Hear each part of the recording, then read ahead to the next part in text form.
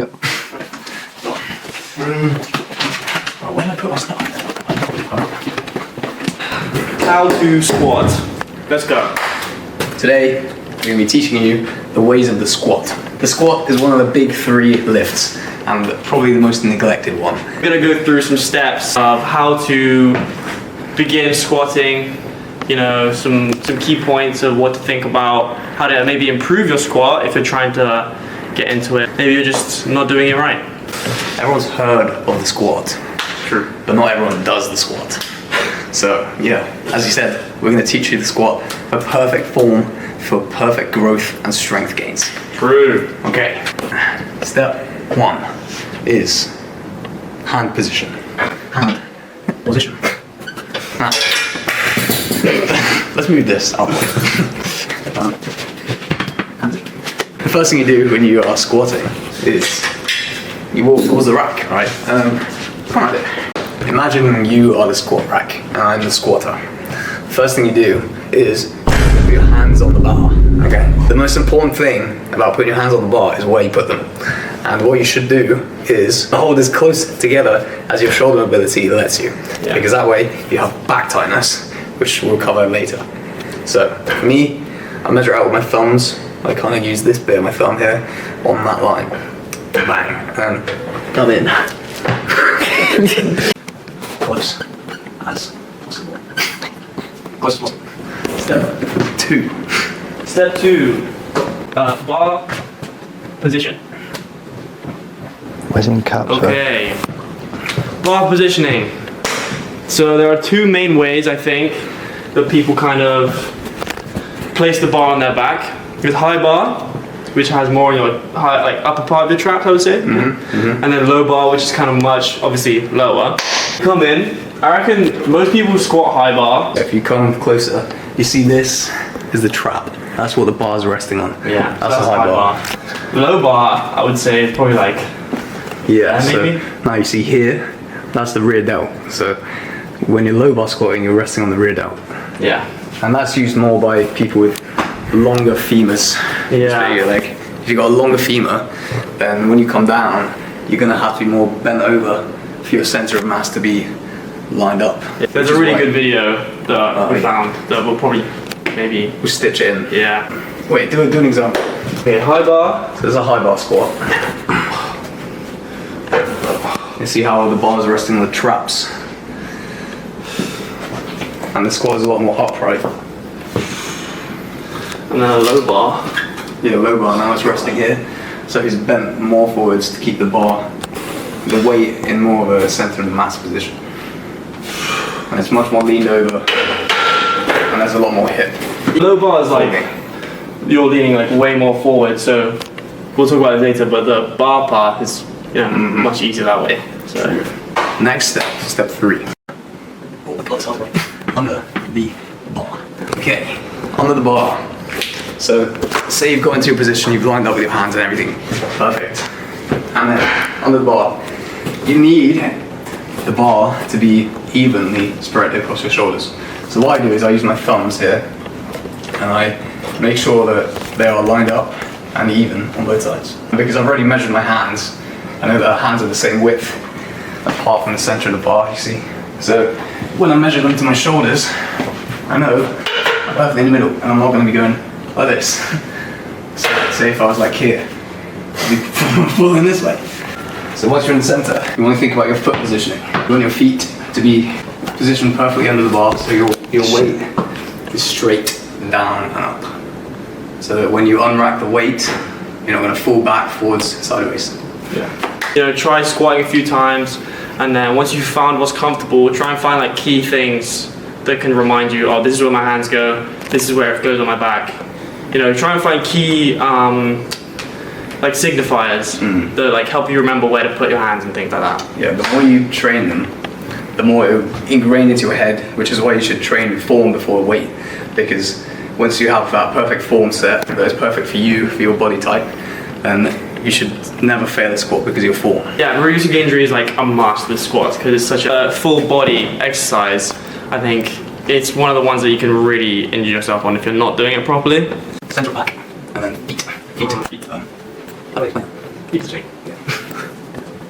You can do walk out and that's another next one. You did. Okay, step 4 is literally stepping.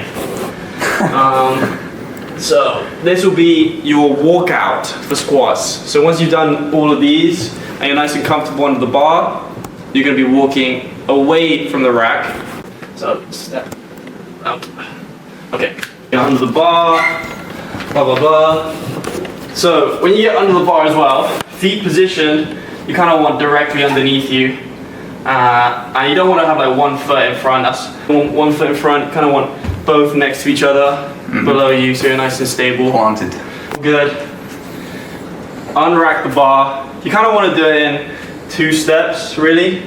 Yeah. If you're walking around and like trying to adjust your feet, you know. You're going to waste energy that you could be using on the lift, and it's also going to put you off balance. You could roll your ankle. You could do anything, but it's not good. Yeah. You want to be as efficient as possible if you're trying to go heavy. Maybe on the first few that you do, find out where you're comfortable Yeah. in relation to the rack, but don't worry about stepping out too far. Just a little walkout. Just ingrain into your head like the perfect place for your feet to go, and just practice that. You'll have the perfect start position.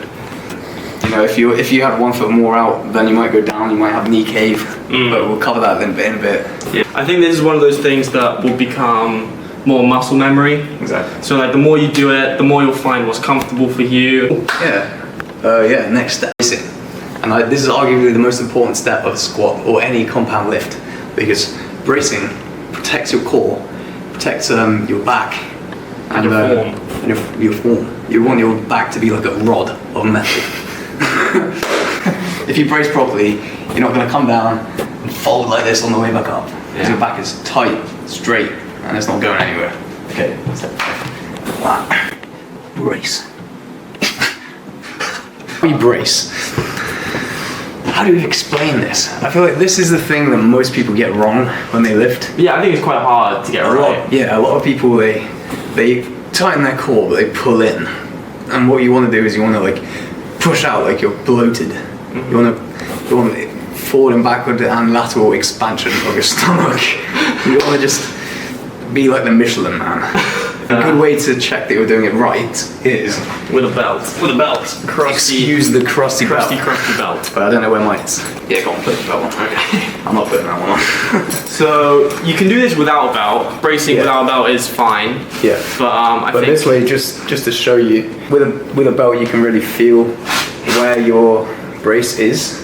You see right now, there's a gap here. yeah, I can put my hand through there. Yeah. Right. So when you brace, you kind of want to, like Elwin said, expand your stomach. Yeah. So you see how there's now no gap, and clearly. Yeah, it's hard. It's like hard. Yeah. Yeah. It's kind of like instead of breathing into your chest, almost you want to breathe into your stomach. So like, and expand your stomach. Not like when you breathe under the bar, you don't want to, and then push up with your shoulders. That's the wrong kind of breathing. Yeah, and using a belt or like anything around your waist, even your hands, you can really like feel whether or not your core is expanding sideways as well as forwards and back. What you do is you put your belt on, you get a strap like this with a weight in it. You put this part of the strap under the belt like this.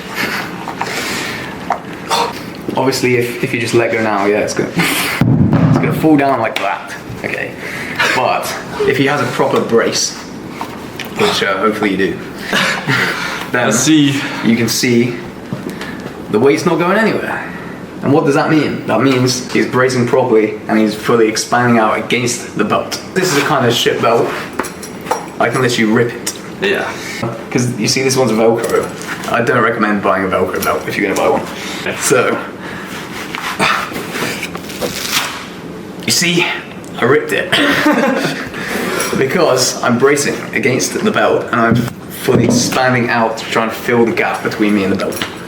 Yeah, so when you're bracing, you want to hold the brace all the way throughout the rep. So you breathe in at the top, you go down, and then when you get to the top, when you're like this bit, you're popping up at the top, then you let the air out. Because on the way up is when you want that tightness of the back. Yeah. So that you don't fold forwards.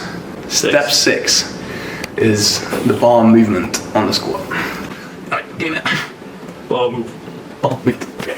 Now, there's quite a few steps that we're going to talk about on this bar movement thing. I'd say when you're first getting into squats, you want to really like force your mind into getting that, what's the word? Muscle memory. Muscle memory for your squat.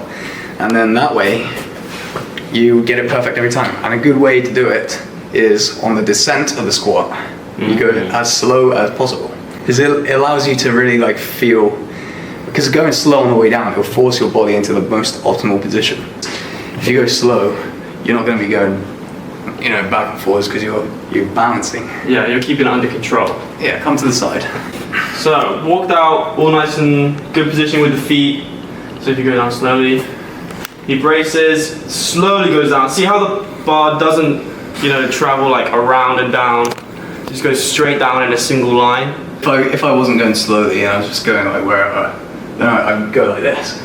Yeah. Or like I'd go down back and then I'd come up like this. Yeah, so the bar's almost doing a loop rather than a straight line. And the problem with that is it's not efficient. You're going to be wasting energy, you're going to increase your risk of injury. Yeah, I think it would just be worse for your squat in general. Another thing,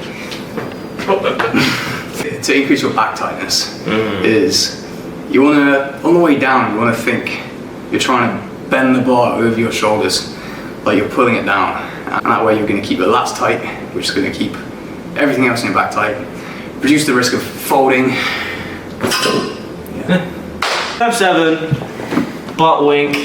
It's talked about quite a lot, I feel like. You see a lot of videos on it. So. Yeah. Butt wink. If you're not familiar with the term butt wink, I'll show you. Yeah, you kind of see that my hips are like tucking under my back, and that's just basically back rounding. So what you want to do instead is find the depth where just before you butt wink is where you want to stop and start coming back up. So for me, it's here. And then if you can't physically go down that low, then I guess you have to do more mobility and stretching work, loosen up your hips. Yeah, if you come down and then you find your ankles come off the floor like this, then you definitely have some kind of problem with your ankle mobility. Yeah. And there is only one way to fix that, which is practice, stretch. And I spoke to a guy a while ago and he couldn't squat, because he would come down like this and that'd be it. So I told him, go home and just like hold as deep as you can go. And literally in a week he was squatting. So just practice. Yeah. Properly warming up and stretching beforehand is definitely going to make a difference. Yeah, we do dynamic stretches. So we do a lot of like leg swings, open up the hips like this.